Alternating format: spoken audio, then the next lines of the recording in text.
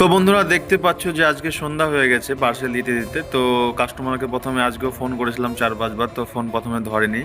তো আবারও দিতে যাচ্ছি কাস্টমারকে পার্সেল, যে সামনের দিকে দাঁড়িয়ে আছে কাস্টমার। তো চলো কাস্টমারের কাছে যাওয়া যাক।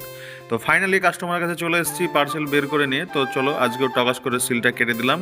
আর সিল কাটার পরে যে কি পার্সেল বেরোয় বন্ধুরা, তো তোমরা ভিডিওটা দেখতে থাকো, তাহলেই দেখতে পাবা যে কি পার্সেল বেরোচ্ছে। তো বন্ধুরা দেখতে পাচ্ছ, তো এটা মোবাইলের ঢপ মনে হচ্ছে।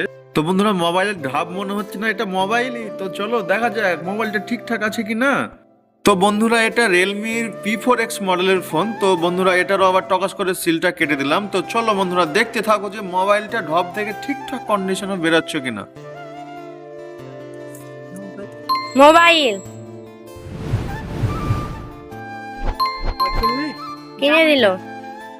তো যেই দাদা মালটা অর্ডার করেছে সেই দাদার বাড়ি এখানে না, তো এখানে মালটা পাঠিয়েছে শ্বশুর বাড়িতে, কারণ ওর স্ত্রী আছে শ্বশুর বাড়িতে।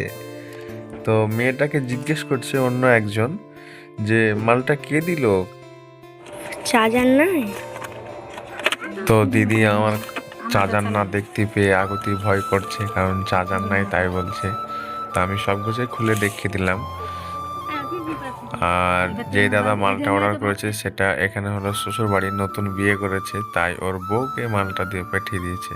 বুঝতেই পারছো বন্ধুরা, নতুন বিয়ে হয়েছে, ফোন না কিনে দিলে কি আর হয়।